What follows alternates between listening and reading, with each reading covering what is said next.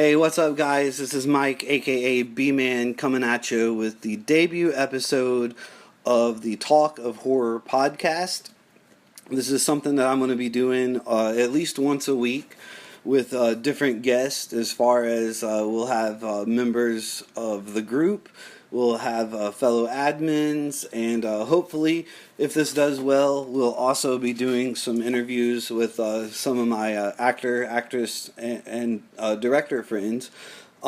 Today, on the debut episode of the podcast, I have my good friend and fellow member of the morgue, Matt Smiley Mullins, and today we are going to be talking about Tales from the Crypt. Smiley is a Tales from the Crypt expert, for lack of a better word. His dad, Wolfie Mullins, he was a huge Tales from the Crypt fan, and it just kind of went from there. And Smiley is one of the few people I know that had a professional childhood picture taken while holding a Crypt Keeper doll. So it doesn't get any better than that. So without further ado, I would like to welcome Matt Smiley Mullins to the very first podcast of The Talk is Horror. Smiley, how you doing, man? Man, living the dream. How are you, my friend? I'm doing good, brother. Just doing this debut podcast here, and I figured what better person to have on for the debut than you, and to talk about Tales from the Crypt. We're going to be talking. Right. We're going to be talking about not only the Tales from the Crypt series. We're going to be talking about the movies that spawned out of the series. We're also going to be talking about toys that I know both of us have in our collection, and things that we would like to have in our collection. So first off, I'm going to ask you, what is your favorite episode from the HBO Tales from the Crypt series? That is that's a very difficult question. I will say I would say my number one favorite episode would be Season 5, Episode 1, The Death of Some Salesman with Tim Curry. That is a great episode. That's actually my number 2. My number 1 is, what's it called? All Through the House? All Through the House, All Through the House. That is the very first episode I ever watched, and I remember we had satellite. Back in the day when you had to have the big, huge fucking satellite dishes in your backyard and had to turn it to a certain direction, to get certain channels. But I remember that episode messed with me so much as a child, and it's still hung over to this day. It still kind of creeps me out when I watch that episode. But for me, that's where my love for Tales from the Crypt came from. Why is The Death of Some Salesman your favorite episode? Well, I think it's the perfect episode for the series, if that makes sense. The series is built off of twist. It's built off of the suspense factor. Right. And honestly, some of the best directors that have ever made films have done they've done Tales from the Crypt episodes. You know what I mean? Right. So every episode you got a new flavor to it. Right. Yeah. Everything was fresh because they didn't have the same director doing everything, and they also brought in. This is another question I wanted to ask you. I didn't mean to cut you off, but I wanted to ask because I don't want to forget to ask you this question. Who was, and this may catch you off guard, who was your favorite special guest star in the Tales from the Crypt HBO series? Oh, easy. Adam West. Yeah, I forgot about Adam West. Oh, man. That episode, What's Cooking? Adam West is a butcher. And I mean, it's great. One of his employees is killing people and serving meat to the other townsmen. Right, you're right. I mean, it's a fucking excellent episode, dude. It is a great episode, and I had actually forgot about that episode, and it makes sense that Adam West would be your favorite guest star because I know your dad, Wolfie, he was a huge Batman Adam West fan, and that makes total sense. Silly question. If I would have remembered about Adam West being a guest star, I mean, that would have been a given that would be your answer. Um, what do you think about there was talks for a while that TNT was going to pick up and revive the series, but that got the funding or whatever the problem was, that project got scrapped. For First me, of all, go let me ahead. just say that I'm not really a expert at this. I am more of just a fan. Well, you're a hardcore fan, you know. I am. But I think at the end of the day, if there's no John Kassir, there can be no Crypt Keeper. There can be no Tales from the Crypt. I agree, and that's what I was about to say. I think right now there are certain reboots that they're doing that just make me cringe, and there's some I'm excited for. For example, the new Halloween that comes out on October 19th. I'm really excited about that reboot because you've got John Carpenter and Jamie Lee Curtis and Nick Castle, who played the original Michael Myers. They're all a part of this movie. And so I'm okay with that, but some of these reboots that they do that don't have the people from the old ones, at least as like creative consultants or things like that. But going back to what you say, I think it would be a disaster to have any kind of Tales from the Crypt reboot if you don't have John Kassir voicing the Crypt Keeper. Hands down, I think it's set to fail, and that's probably one of the main reasons that they scrapped it. And I need to look more into that. Well, the reason why they had to scrap it was it comes back to licensing, right? And I mean, EC Comics, I don't really know the insides to it, but I know that HBO has that by by the neck. Okay. So, honestly, I think any Tales fan, I would love to see a remake of Tales from the Crypt. I think we all live in an age now where everything's getting remade. Oh, absolutely. Because people can't come up with new ideas. And they're having to go back, and it's not just the horror world. It's they're remaking comedies. It's just I don't know about you, but I would love to see a fresh new take on any kind of genre, but especially horror. I want to see something that's never been done before, which is going to be hard to do because everything's pretty much been done. But speaking of movies, Tales from the Crypt. They had two modern day movies. We had Demon Knight, we had Bordello of Blood, and I don't really count Ritual because that movie is so god awful, and I think you'll agree with me on that. It looked like it was filmed with a home camcorder, and the acting was terrible. But what is your favorite between Bordello of Blood and Demon Knight? Which movie is your favorite and why? I think it's hands down Demon Knight. I agree.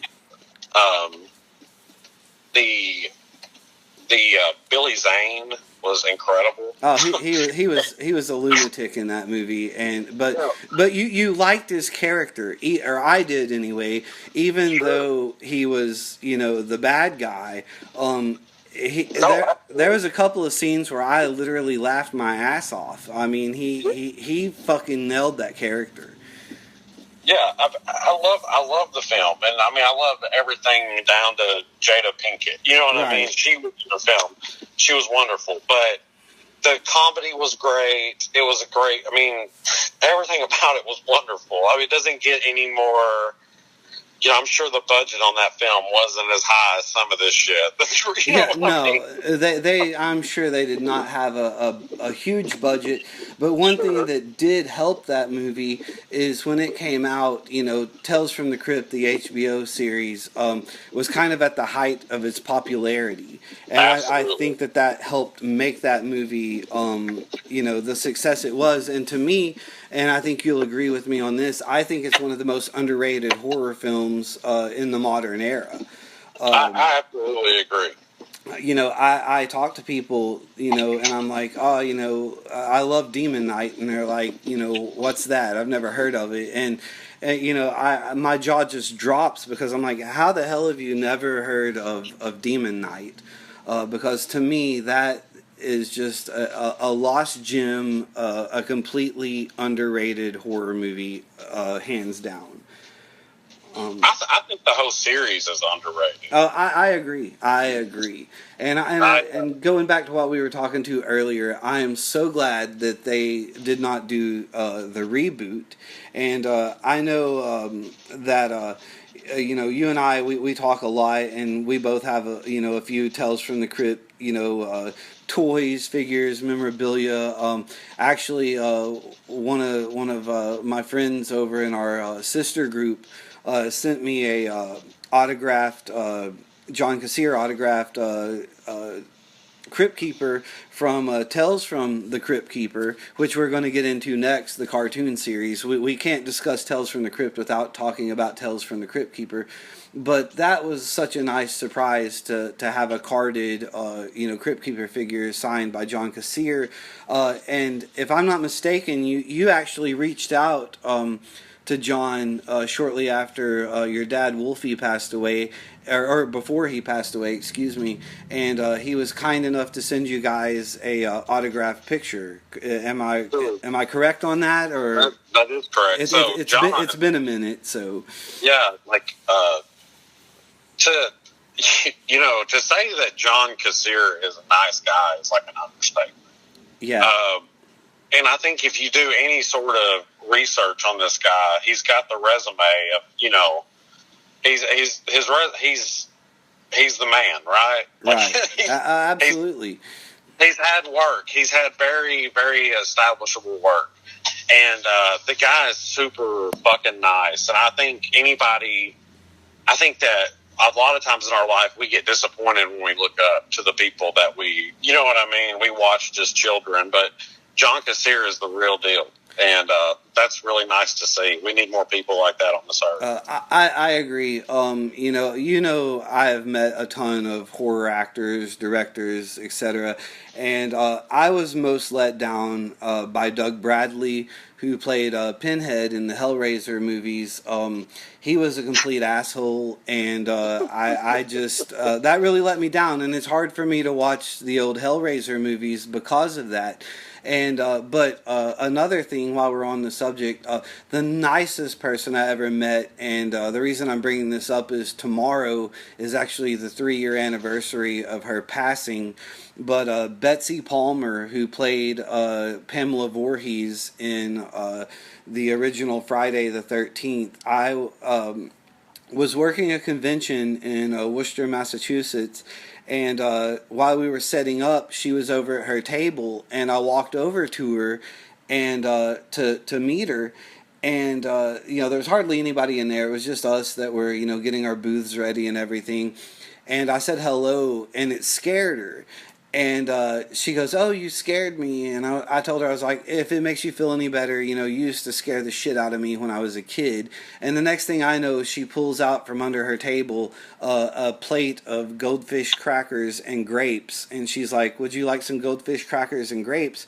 And so I had a friend for the remainder of her life just by that moment. And tomorrow, here in the morgue, I will be posting a tribute to her and, sharing some pictures of her and I together and some of her action figures and stuff that I have.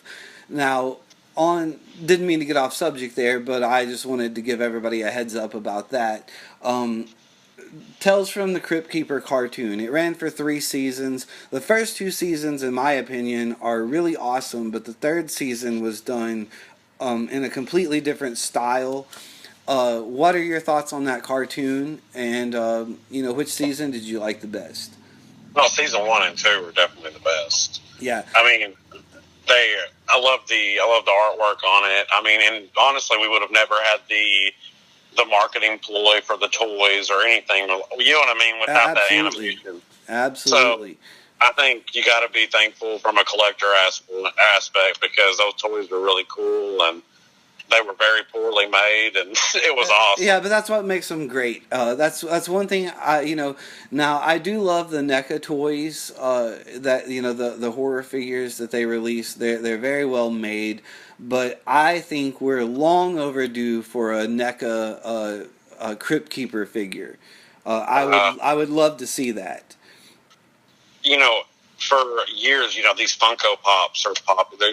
They're insanely popular now, and people have been calling for a Crypt Keeper Funko Pop, and that would be awesome, right? I mean, but they said the same thing TNT said, the licensing. Right. Yeah, I would love, NECA is a pretty big company, and, I think if anybody could afford rights to the licensing, it would be them. But even if they did get it, because of the cost of it, I have a feeling that figure would be expensive. But I would like to see more people.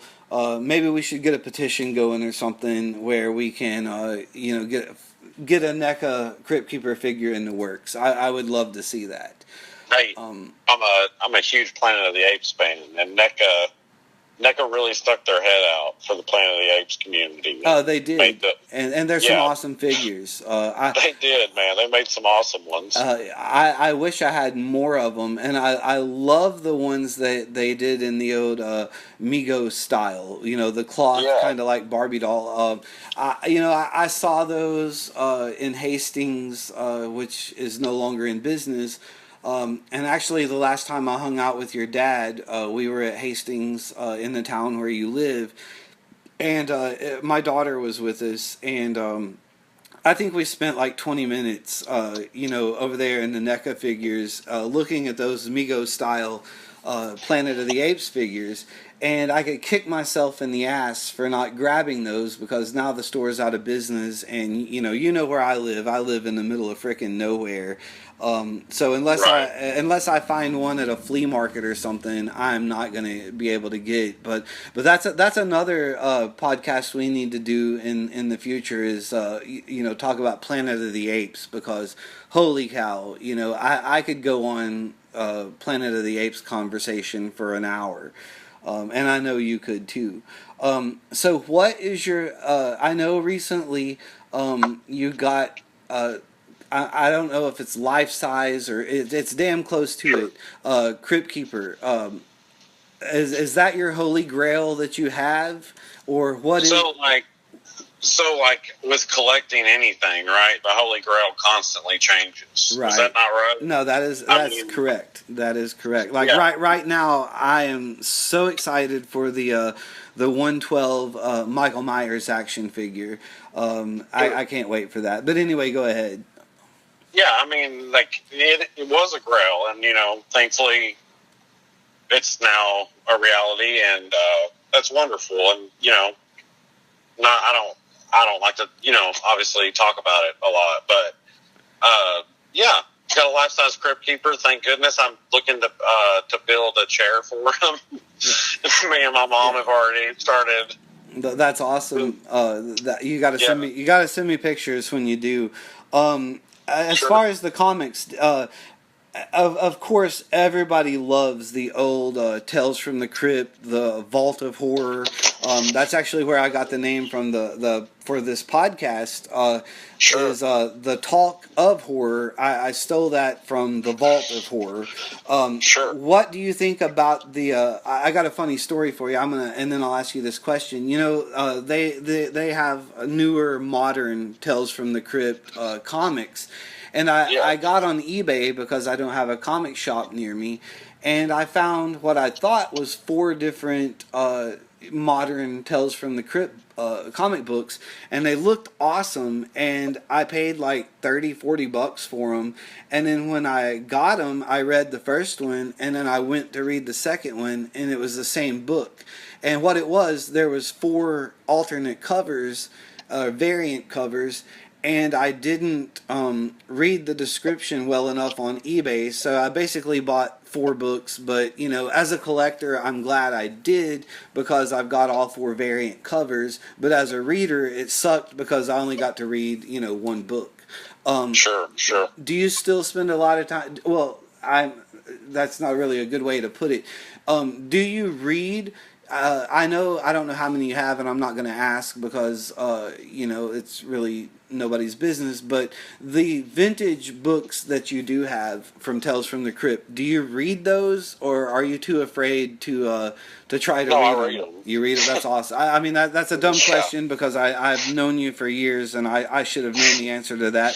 But for those people listening who don't know, they that's a good question for them.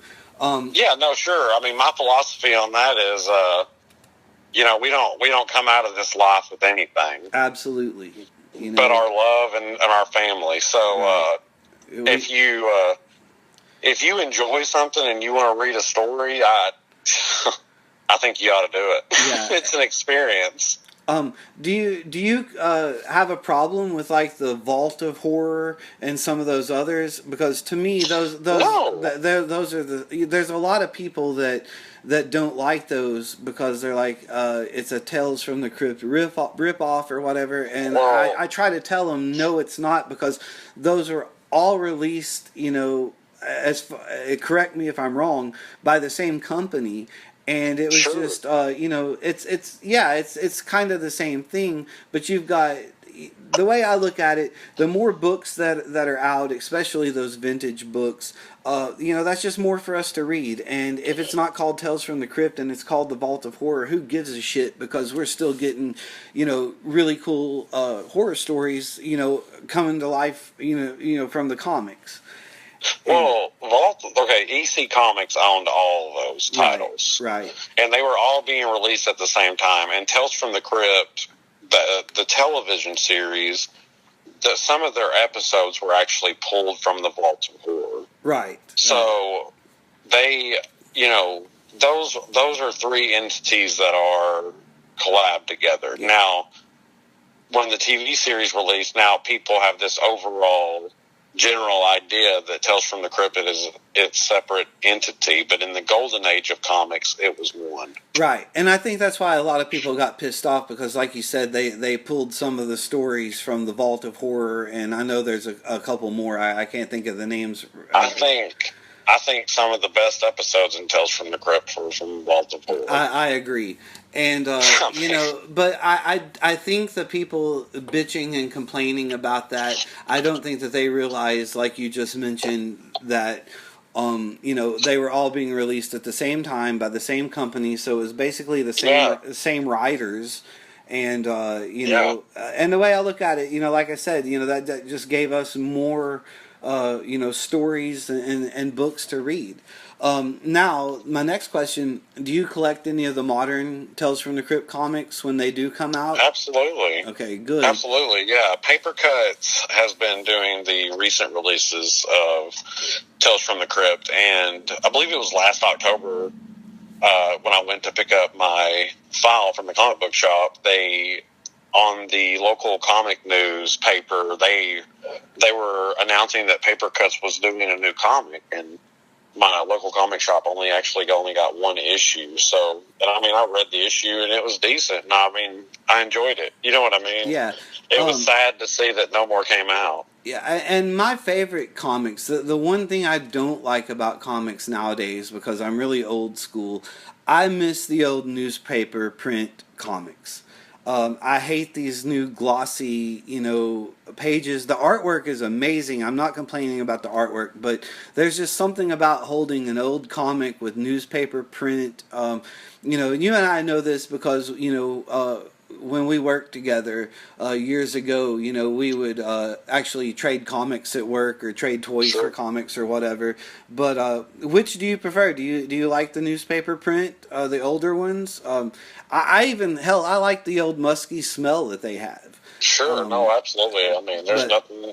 Yeah, I didn't know I you would were gonna take. get this creepy with it, but I'm down with it, man. Yeah, you know what I mean. No, I'm with No. you, and I will take the newspaper print any day over the new fancy glossy. But in this day and age, that's it, for not just horror comics, but for the majority of comics, that's all we get. And so, the glossy pictures and pages. So we have to take what we can get. And so, therefore, if it's Tales from the Crypt and it's new and it's glossy and the artwork isn't, old school, I still like it because we're still getting something Tales from the Crypt. Next question: do you ever see them? They're not rebooting the series, but do you ever think, because the old saying "never say never," do you think that we'll ever see another, at least theatrical release of a new Tales from the Crypt movie where John Cassier comes back and at least does the introduction and then the post movie, whatever you want to call it, like in Demon Knight and Bordello of Blood? I hope so. I do too. I think every fan hopes for that.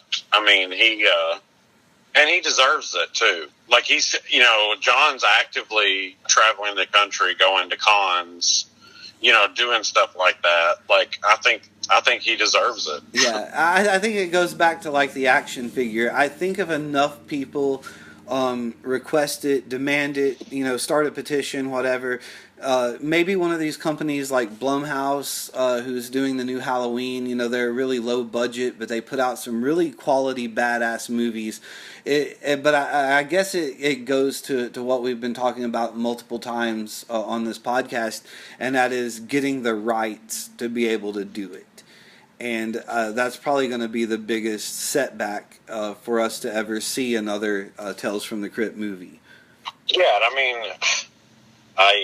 you see people write on, or tweet John Cassier and, things along those lines, please bring it back. And I honestly believe that he wants to do it, but, everybody is stranglehold. You know what I mean?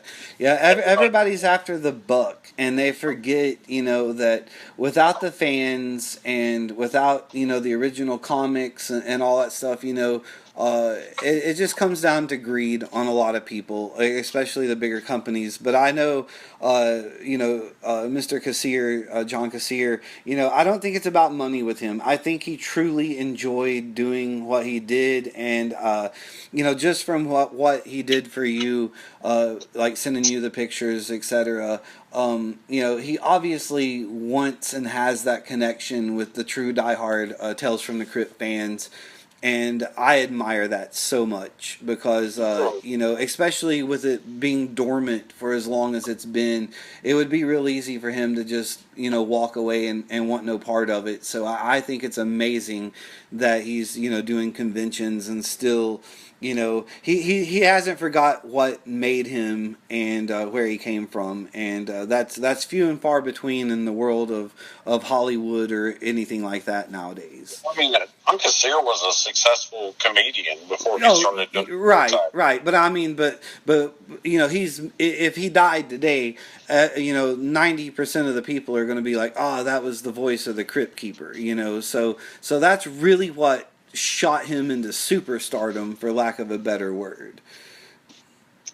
And so, I mean, that's fair. Yeah, I'm not saying he wasn't talented or popular before that, but it's just like like Harrison Ford. He can do whatever he wants to do, and he's going to be famous for whatever he does. But he's going to forever be known as Han Solo in Star Wars. And I've heard actors and stuff, that they enjoy that, and some of them despise it. I know Adam West was one of those people.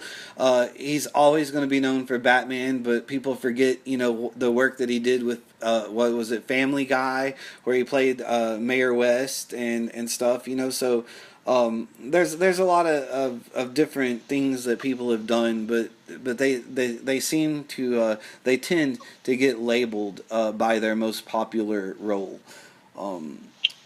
Well, John Cassier is a very, very good dude, and I know that he stays very true to his fans and stuff, and I think that's super cool. And I honestly, I hope and pray to God that eventually they do come out with something, because just like we've seen with Planet of the Apes or Halloween or whatever you want to go, it's going to keep going anyway. Right.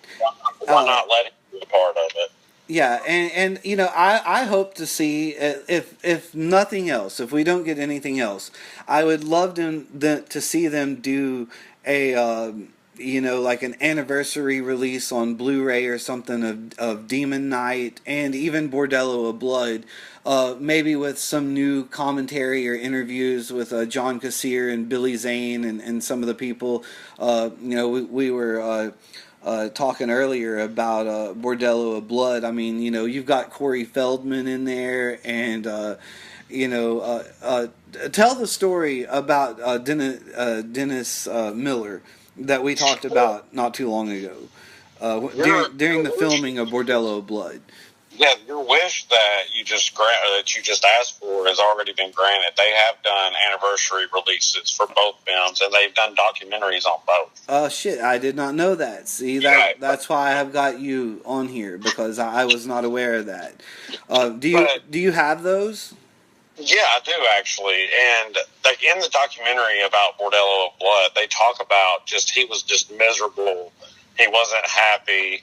He didn't want to be there. He was a dick to other cast members. Right, and you're talking about Dennis Miller, correct? Yeah. Okay. Dennis Miller. And I mean, honestly, I've seen the film. I mean, gosh, a lot, and I've never really enjoyed it like I do Demon Knight. Demon Knight. You know, I don't want to sound like a broken record, but definitely one of the best and most underrated horror films in my lifetime. You know, and I don't mean to sound like a broken record, but I can't stress that enough. For those of you listening, if you've never watched Demon Knight, find it. You know, check Amazon. You know, Vudu, digital download, whatever.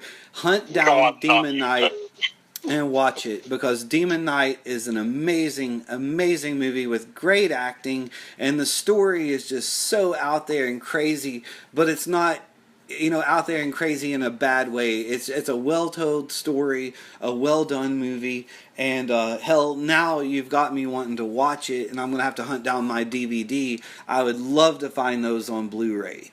If you're ever out and find those on Blu-ray, you know, text me, call me, hit me up, and I'm gonna have you pick them up for me. Even Bordello of Blood, because I love Bordello of Blood. You know, not as much as Demon Knight, but that movie was, you know, talk about weird and out there. That movie was weird and out there. But if you're a vampire fan and you haven't seen Bordello of Blood, give it a chance, because just because Smiley and I are picking Demon Knight as the best, it doesn't mean that Bordello of Blood is a bad movie. It just means we're more excited and partial to Demon Knight.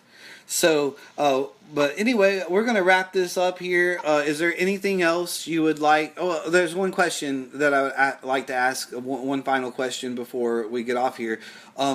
What is the one thing right now that, if, let's just say, which, you know, it's hard times for a lot of people, but let's just say you had a pocket full of money, what would be the one thing, other than like an actual, you know, prop from the movies or the TV show, what's the one achievable piece that you would like to add to your collection right now?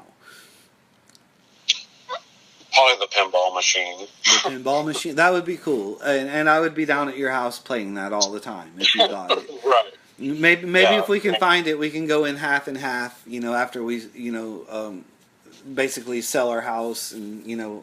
Yeah. I would hate to know, I'm sure you probably do, and we won't bring it up, but I would say there's a pretty penny on that pinball machine. If you could even find it. Yeah, I mean, man, you can get anything on eBay nowadays. So that is true. Well, Smiley, I appreciate you being my guest, and it's only fitting. It's Memorial Day, and there's not a day that goes by that I don't think about your dad, Wolfie.